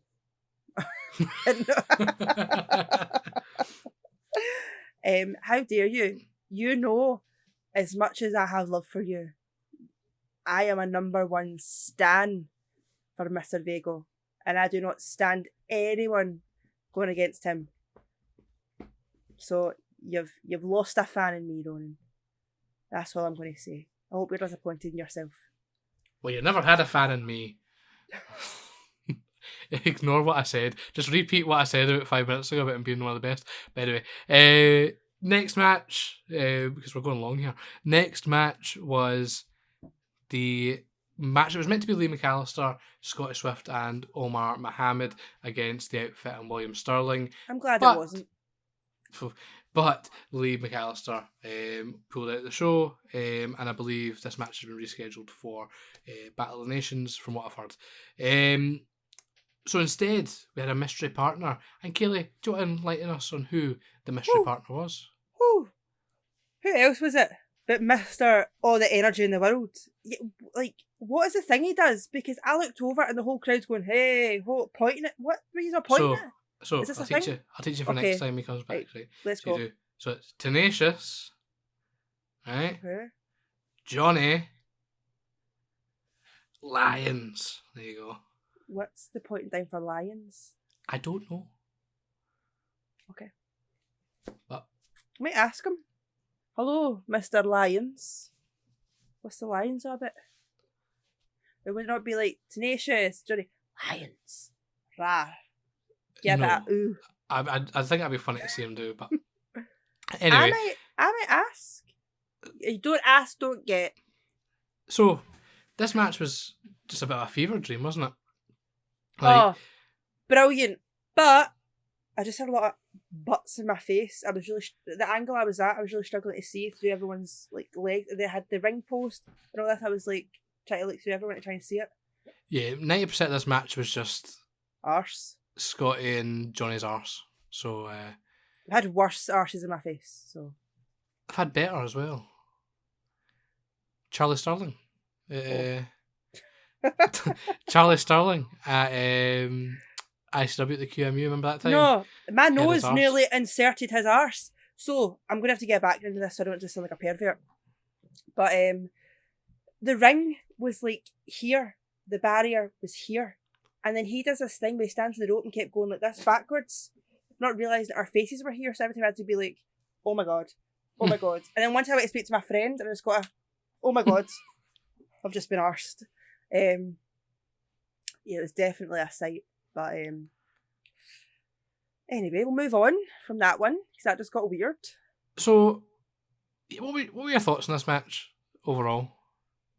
It was a lot. Like, I was kind of struggling to keep up, to be quite honest. So, break it down. And again, I actually have something positive to say. So we might have to get an alarm or something because I never do. Not in that way, but I mean, do you know what I like this time? See when the outfit came out, I felt like I knew Murphy this time. I feel like he's found himself. Because before, I've said it every time, didn't really know what he was, I didn't really get it. I was like, what's going on? Just kind of doing his own thing. Now he's good in this team. He's now finding himself. He knows what to do. And I was like, right, okay, I'm kind of seeing where this is going now. I feel like Dino's quite a good influence on him. Again, I'm a big fan of Dino. I've always liked the look. I've said it for day one. Still loving that mullet. He's the OG mullet, so like rep on him. Again, he's just sort of kind of not quite as sexy as Brad with the mullet, unfortunately. But you have some weird obsession with those lads. You just need to like rein that in a wee bit. They started it. They're not going to allow you to sit front row at these shows. You're going to have to sit about 200 metres away. You're going to have to start buying those DVDs just to see what's going on. I need to get a DVD player. Oh, Jesus. So again, I love it. I love that he's the kind of like more of the kind of big brawler of the team. Brings something a bit different to it. So yeah, I always like his style, to be quite honest. The kind of mixed match team doing what they're doing. I'm always loving the Asian sensation. Do you know what I mean? He's at Yaldi. My man. Owen was buzzing that he got to see Scotty Swift because he was raging last time he wasn't there. So he was bigging his pals up and this is Scotty, he's coming out, like wait and see this. So again, the three lads were just buzzing. It was good. Do you know what I mean? Again, my thing is I didn't see a lot of it, so I can't really comment on the wrestling part. Yeah, I was the same, to be honest. But yeah, I mean, it was entertaining. Was the main part again. Can't really speak for the in-ring stuff. But yeah, really entertaining. The outfit and William Sterling picked up the win over Omar, Scotty and Johnny. Obviously, we saw William Sterling use the loaded glove. Yep. With the coins in there, which was funny because the coins then splattered all over the floor. You know, the kids were picking them up. But there was one very respectful young girl that was like, "Excuse me, do you want these back?" And I thought that was the cutest thing ever. I was like, "Bless you," because all the other kids that were there were... They're an absolute pain in my arse, I swear. Nah, we need to get some sort of playpen and shove them in it because at one point they were trying to wrestle or trying to like touch the ring. I was like, I hope someone hits them. Like a wee like falls at the ring, takes them out. Bowling ball style, do you know what I mean? Yeah, like a really comedy cartoon. I felt bad for security. Because they can't really do anything. Because ultimately, the parents should, look after their kids. But like they just kept going. Right, can you move back? And that was it. Good segue. We've got another question. Oh, so Lewis, WrestleZone security on a scale of 1 to 10. How great am I at the raffle and security duties? Lol. Well, I think he had an absolute winless job with dealing with those kids ultimately. So regardless, he wasn't going to look great off the back of that. He did what he could. So I'm going to give him a solid 9 out of 10 for the security part of his role. The Right, raffle, I'm I gonna can't talk really about the talk raffle. for because that was you. So, I buy a raffle every time. You do, I spend quite a few pennies at those raffles. correct. Because, see the serotonin for winning? Oh, that takes me over the edge, right? Love it. You might have a problem. Maybe. Have I ever won said raffle? No, I've no. Has everyone around me won the raffle? Aye, they have. I feel it's a hate crime now. And my second point, you are good at the raffle, but you're no Len. Now, me and Len had a rocky start. The first time I saw Len, he annoyed me. No cause of him. Terrible ref. And I just couldn't look over that. But see, since then, my love for him has blossomed. And now all I want to do is win the raffle so that I can shake his hand. Because he's a lovely wee man. I don't know what it is. I just want to ask him to sit on my knee and just give him a wee hug and get him to tell me a story. Do you know what I mean?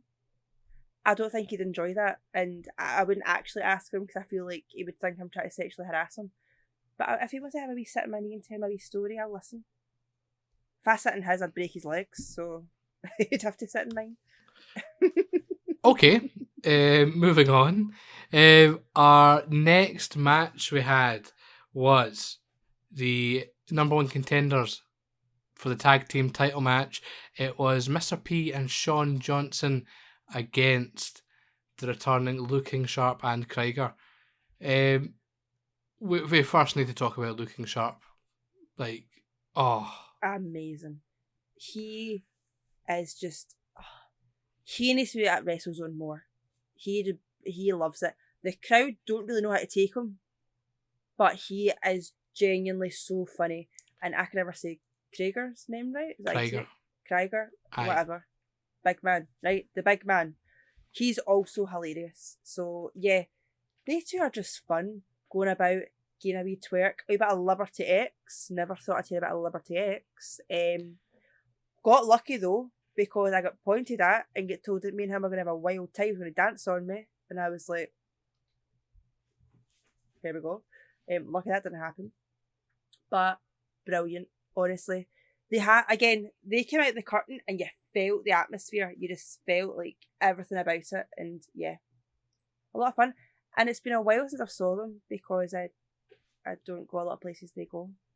Anyway. Well, we saw Looking Sharp at Respect. He was very good. Oh, shouting that he's your dad. But he was on another level in WrestleZone. He was something else, and it was just watching everyone laugh, like people who shouldn't be laughing as he was making his entrance. But the biggest laugh actually came at the expense of Mr. Sean Johnson. So following the guitar situation, the powder that had landed on the floor had created essentially an ice rink around the ring. So Sean Johnson and Mr. P make their entrance. Sean goes for the run, goes around the corner, high-fiving everyone. He slips a belter. He falls right in his arse, right? Aye, but he slide tackled his pal, Owen's pal at the road. Well, that's the thing. He essentially slid so far he ended up under a seat. Some call it the greatest Royal Rumble, the Titus O'Neil. It was like Titus O'Neil, but he went feet first. Oh, I'm tired. I can't believe you're yawning. He went feet first. Poor, I think his name is Boyd, his pal. Got 2 foot tackled off Sean Johnson a kilt. Who'd have thunk it? It was good to see Sean Johnson having a new look. No. I'm not letting him away with this, right? He's put a kilt on, but what was under the kilt? It's the same gear, right? Come on. I'm going to ask you something, right? So put it in this way, right? See if you got new clothes, but you didn't buy yourself new boxers, are you trying to say that's no new clothes? What are you talking about? Exactly. I've stumped you there. No, you haven't. What was under the kilt didn't count? He was wearing the kilt. It's a good look for him. So, debatable. Again, another one. What? Their dance routine. I was just about to get to that, you'd have to. Well, carry on then. I was going to say the wee bit of choreo, I was really feeling it. I was feeling the whole they came out, they were doing a wee bit of a laugh, and again, it was hilarious. The boys again were talking about how he was a teacher, so it was brilliant. They wish it was his teacher. get it Yaldi, and then bit of choreograph. I'll hand over to you. I think you seem buzzing about talking about it. Oh, it was brilliant. So we had Looking Sharp and Krieger doing a wee dance, right? But Mr. P and Sean Johnson had, honestly, a lot of choreography worked out. It was actually uncomfortable how much choreography they had. And it was spot on. I don't know how. Yeah. Like, the more you think about it, the more you realise they were sitting backstage practicing that all day, right? 1, 2, 1, 2. Like, you do it now. In front of the mirror. You know what I mean? Yeah. But that was superb, and I love that. I got to the point where I think it even made Looking Sharp laugh, which is that's a tick off the box if we can make him laugh. And the match itself was just fun. It's what you expect from these two, isn't it? Are you ready? We've got a 3 for 3. Oh, 3 people have changed their opinion last night. So they said Murphy changed his opinion on him. Tucker changed his opinion on him. Sean Johnson as well. I've now changed my opinion on Sean Johnson. He was funny. He was fun. He was getting Yaldi. Because again, the problem I had with the 3 of them was like, I just wasn't vibing with what they were doing. They didn't have the chemistry for who they were with. I just didn't understand it. It wasn't for me. But tonight, all 3 of them were in the right environment and it actually worked for them. So again, he needs Mr. P. I'll go be honest, when I first heard they were 2 were together, I was like, I don't know if this is going to vibe. I don't think it's going to be my sort of match. I don't know if I'm really going to enjoy it. Nah, they worked really well together. I think they're an interesting team. Too bad they're going to get absolutely pummeled since they're number 1 contenders. The boys are going to really inspire them. But yeah, I think they worked well together. So again, that's 3 for 3 I've changed my opinion on. So I'll be the first to admit, I'll be the first to say when I don't like it, but I'll be the first to admit when I've changed my mind. So that doesn't happen often. Trust me, it doesn't. And we're back again. More technical difficulties that didn't come from me, for once. And by technical difficulties, I meant my brain last time. But this time we actually had technical difficulties. So teething issues, at least. I mean, it happens to Billy. So if it happens to the pros, then I'm all right with that. But we're back, and we've only got a couple of things to talk about. The next part was meant to be a match between Alan Sterling and Caleb Valhalla for the Tri-Counties Championship. However, Captain Alan has somehow contracted COVID at sea. And which is funny. Big man's out with COVID now, isn't he? Interesting. And was unable to compete. So Caleb Valhalla came out to the ring. He was frustrated that Captain Alan couldn't compete. He was interrupted by William Sterling, who came out and said that him and his brother were back together. And he now has the outfit with him. And there's some sort of alliance between the Sterling brothers and the outfit, which I'll be interested to see come the next show. But then things got a bit messy, and Caleb battered everyone. Literally everyone. And controversially, I think this is the best that could have happened. Because they could have had the match. Brilliant. Doing it this way, Caleb looks... it already looked good, right? But this has gave some legitimacy to this match. Caleb looks like an absolute beast. And now we are craving this match. There's an actual build. We had a bit of a build before, but it was like, this is what it is, and then you go. But again, now it's like you are now craving it. It was so close, but you didn't get it. And now you're like, that's all you want to see, which was amazing. And I mentioned this to you. The thing with Caleb, and something that I always admire about him, he's a big guy and he can play big scary roles, but he's also really good at being funny. Yeah. So for so long we saw this funny Caleb, and even though when we had the kind of breakup at the last show, you saw a bit of him, a bit more aggression to him. It was funny before it, so you didn't really see a lot of it.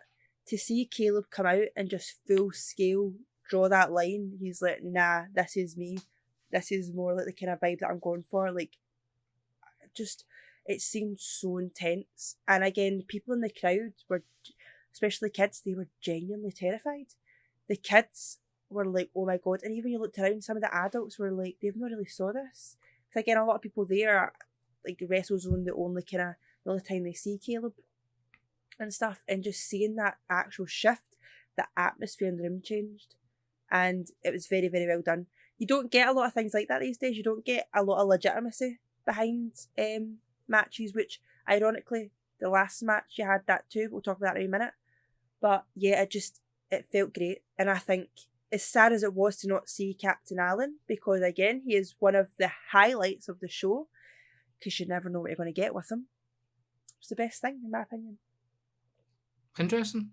And I mean, the best part for me was Dennis Law finally getting his comeuppance for his terrible refereeing, and he got absolutely murked by Caleb Valhalla. Now, this just proves my point that he doesn't look at what he's doing. His eyes are painted on, he doesn't see anything, and he got absolutely destroyed. So, as I said to him as he was walking past, I'm not saying he deserved it, but karma works in funny ways. So he finally got his comeuppance in my books. And question time. Oh. This is like my new thing. Question I like time. it. I like it. I want like eventually I want you to like get me like a buzzer and all sorts, right? I'm gonna have a sign. But anyway. So, Mr. V Stockings, Mr. Fake Glasses, Mr. Cupcake Hands. Why do you think Blue Thunder decided to face Caleb Valhalla after already losing to me in the VIP pre-show? I mean, I don't know. I guess he wanted that smoke. That's all I can really say about that. Maybe you battered him Reese so wasn't silly. enough. Yeah, maybe you battered him so silly his brain just wasn't wired right and he just wanted more. He was just craving that satisfaction. Well, and he thought, get you out of Caleb. Let's be honest. Is Blue Thunder's brain already wired correctly? You know, I mean, come on. Like, let's not give him too much credit. Well, I will. That's fair play. That is fair play. Maybe knock some sense into him, you never know. Yeah. Now, that was the end of the show. Nothing else happened. We had a good night, and I went home. Thank you. Don't make me laugh at you again. So, the main event. Let's talk through it slowly so it's more painful for Kyle. Brilliant build-up. We had, how many months ago? Aspen Faith. He came back. He was the saviour. He saved Damien. Kyle what? We couldn't save his pants after that. That shot himself. Right, this is how it was. His saviour came back. Him and Billy get Yaldi. He said he was going to win this Royal Rumble. Well, their version of Rumble, you know what I mean? Like, be funny. So, that happened. What happened though? Oh no. Zach wasn't having it. Zach decided, no, I'm going to win this Rumble. Next thing you know, joint winners. So, of course, Kyle again, absolutely raging. Secretly, I was loving it. Can't admit that though. Kyle's absolutely raging. That's why we're in separate rooms. And then the big main event. So, of course, we've got Damien, who's had the title for how many days? 1,000 and something. Too many to count, right? But again, don't get Kyle started. He believes that if you're walking about your gaff, it doesn't count. I'm not pulling those threads. So again, I'm a fan of Damien. I'm a big fan of his daughter too. So, you know, got it all going. Then we've got Zach, which I'll admit, that was who I wanted to win. I mentioned this. Big fan of the future. Kyle not so much so. And then you've got your lost boy Aspen. So of course, it was a recipe for disaster. One of us wasn't going to be happy. And by one of us, I mean me, Kyle, and Damien's daughter. The three of us, it was like us three should have been in the poster. Do you want me to keep going, or do you want to bring yourself together, or do you want to hand over to you now? No, you can carry on. So it started off brilliantly. My favourite part, so again, boys came out, was what it was. Zach was deciding that, nah, he doesn't want the boys there, he's going to do it on his own. The irony, but we'll get to that. Aspen came out, no frills. Again, Kyle and Billy, edge of their seats. They didn't know what to do. And Damien came out, again, a bit more sombre, a bit of a different vibe. Didn't have the same tunes he normally has. It was a very weird interaction. But do you know the best part about all of it? So again, we spoke about those wee Waynes that were just getting at Yaldi and just absolutely pissing everyone off. Nah. Then what happened? The minute before Damien came out, boom, his daughter was there and he was like, get back, my dad's coming, right? I was loving it. I was rooting for her. I was like, you tell them, hen. You get them back. She was like, mate, no, sorry, do not ruin this match. This is the main event. The cutest thing ever, just for her dad came out, she was going, this is my dad coming out. And they were like, no, it's not. She was like, it is. My dad's Damien. Just wait and see.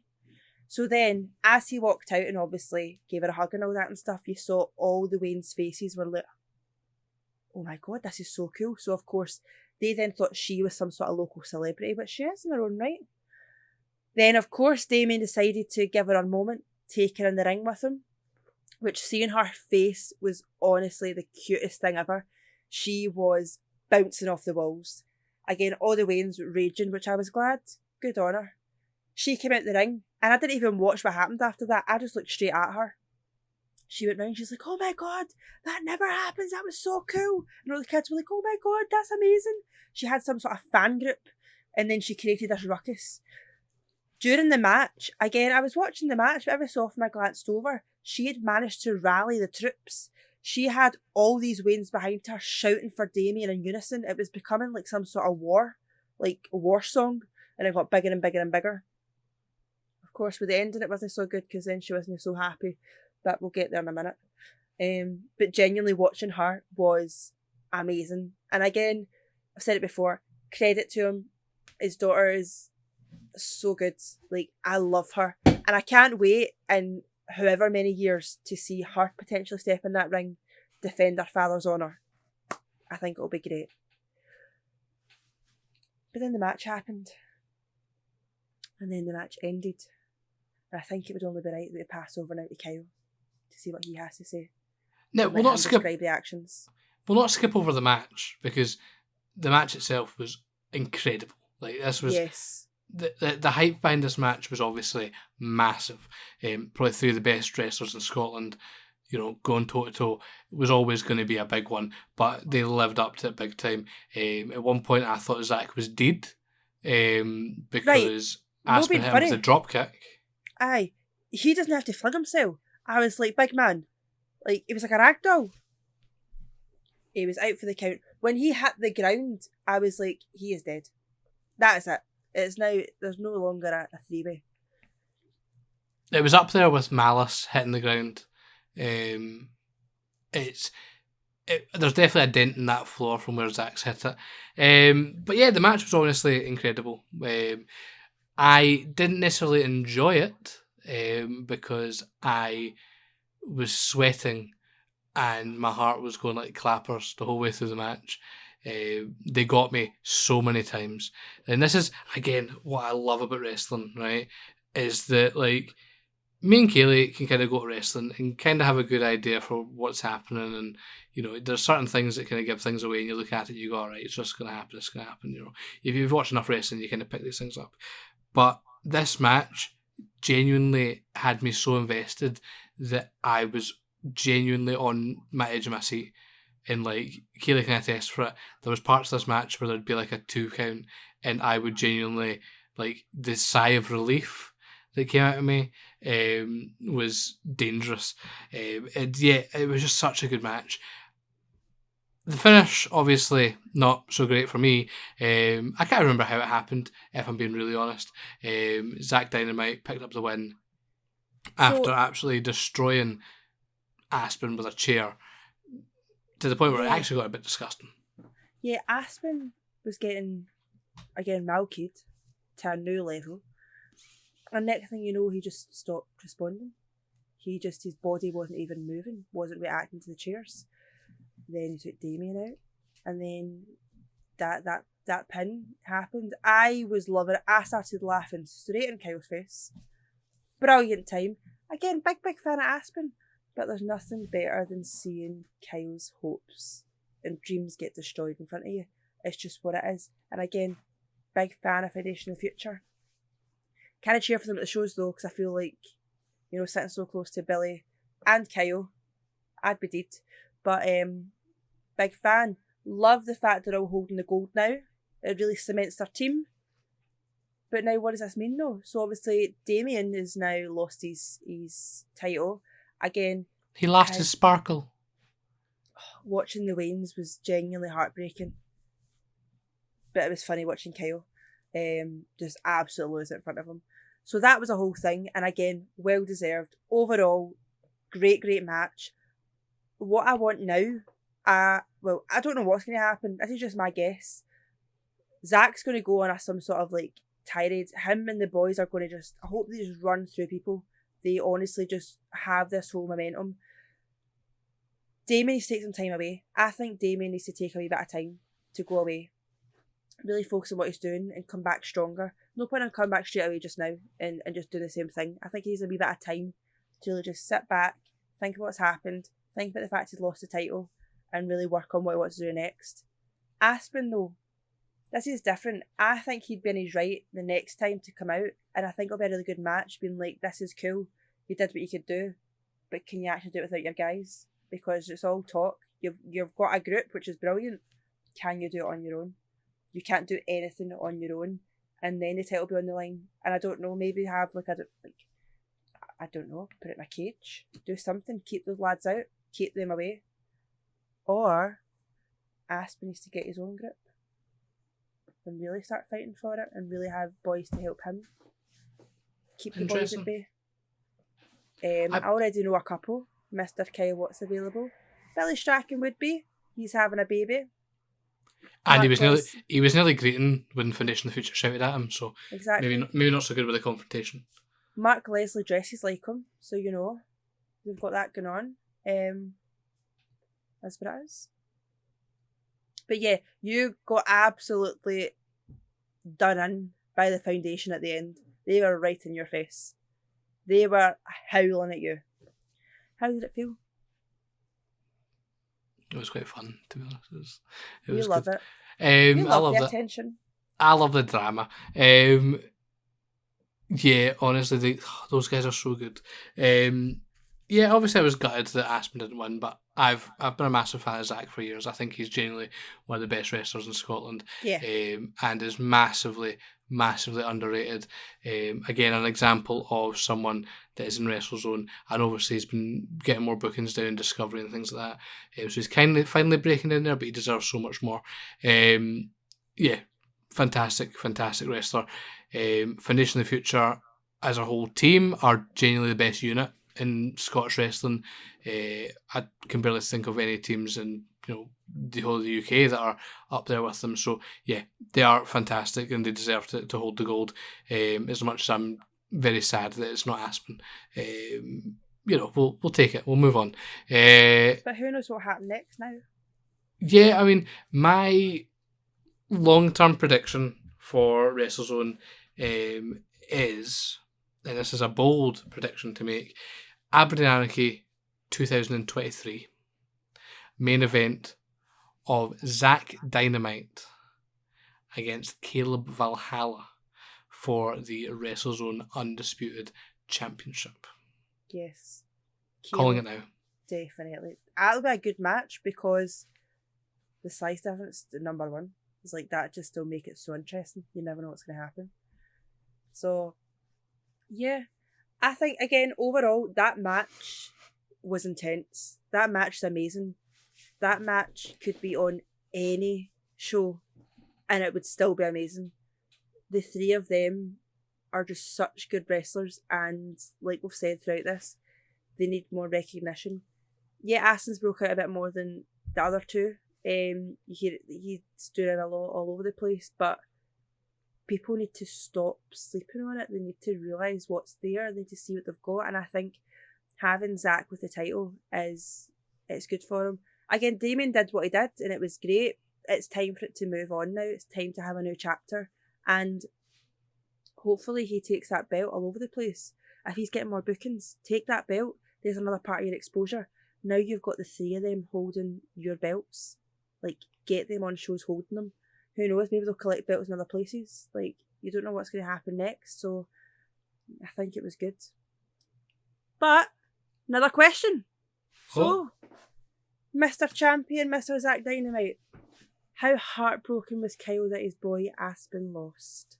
We've kind of touched on it, but do you want to give any closing words for him? Prick. And that's what you're getting from Kyle. But also, we have Mr. SWN, Okay. Mr. Scottish Wrestling, Mr. Podcast, Billiam Strachan. Billiam. Number 1, are you okay? And number 2, Yeah. no really, are you okay? No. So Kyle does have a support group now. Number will be flashed across the screen for anyone that's listening. Tough shit, you've missed all that. He has a support group now set up for people that have lost something during that show, you know. We've already got 3 people joined in. Personally, I'm having a great time. I am Team Zach. So that's who it is. We are a split household. Look what you've done. You've made the Wayne great. We also have a question that's not on your list that was sent to me, and the question is: now with the revelation that Kayleigh and her favourite wrestler Mickey Vago support the same football team, how often will Kyle be checking her DMs? Right, me and the big man cannot wait for Wednesday. Hopefully, it's a good game, or I'm going to look like an arsehole. We can't expose the guy. This was said in court. This was said, but no one was meant to know. And also, I can't talk about Aberdeen wrestling and then come out as a Rangers fan. I'm going to get absolutely smacked the next show. But we are doing better than you, and that's what matters. So, follow. My fingers look really white there. They look really chunky too. Fuck you. Right. So, Richmond's. that is definitely us. We're almost at we're not far off the 2-hour mark for this podcast. We had a lot to talk about WrestleZone, but we had an amazing time up in WrestleZone. Thank you very much to all the guys from WrestleZone for the hospitality. As always, it's always a nice warm reception, friendly faces. If you're listening to this and you're not one of the boys, because let's be honest, that's the only people who listen to us, and you've never been up to WrestleZone, get there. Next show, August 6th, nice summer's evening on a Saturday night. Get yourself up to Aberdeen. It's only 3 hours away from all your major cities, Edinburgh, Glasgow, etc. If you're in Dundee, then God bless you. But get yourself up the road. Get yourself up to Aberdeen. Go to a wrestling show. Support probably the best guys in Scottish wrestling. Support the good guys. That's all I'm going to say. You might find your new favourite wrestler. Where is it? Aye, where is it? It is at the Summerhill Shore Hotel in Aberdeen, the place where Aspen Faith made his return to WrestleZone. Wait, do you know, again, see how to make it better? See if they want to start doing hot dogs or something, right? Or just any sort of food for me. That'd be class. That is correct. That is the one thing that's holding them back, I think, is the lack of hot dogs. Yeah, I love a hot dog.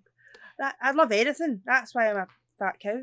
That's how it is. But one thing I will say about WrestleZone is they have a good knack for running shows in venues that are next door to Domino's. Yes. Keep that up, because see a wee collection deal, class.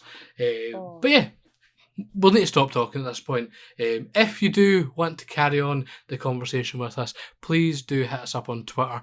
It's K&K or KK Wrestle Pod as it is on Twitter. We are also on Twitter ourselves. I am Kyle What UK, and we have Kayleigh Laugh over there. That way, I put it the wrong way. For those watching. Way, that way. It might be wrong on your screen. I'm asking you that way. And it should be that way on the recording. The good thing as well is that we've been wanting to do this for a long time. This is why we've kind of been a bit slower putting our podcasts out, because we're trying to get all this sorted. But now we have video format. We actually will be doing more. We say it all the time, right? At this point, you don't believe us. I don't believe myself. But genuinely it will. And also, this was the thing stopping us getting some added extras on also, the podcast. Speaking of, right, this isn't a one-way street, right? We can't just sit and, critique all your wrestling and all that, right? If you've got any, constructive criticism about the podcast, things you'd like, things that would be more entertaining, please let us know. We'll take it on board.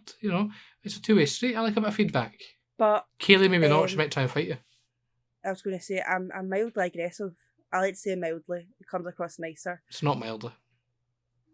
Don't be too harsh. I know, my bam. Right, just be nice. I need to get a better background. The only good thing I've got is my Clerks poster. That's where we're going to go next, because Kyle's put all my good stuff in his room. That's what's going to happen. But genuinely, we want to try and actually talk to more yous. So, drop us a DM if you want to be involved. Maybe we'll let you on. Maybe we won't. We will start putting out the feeler soon.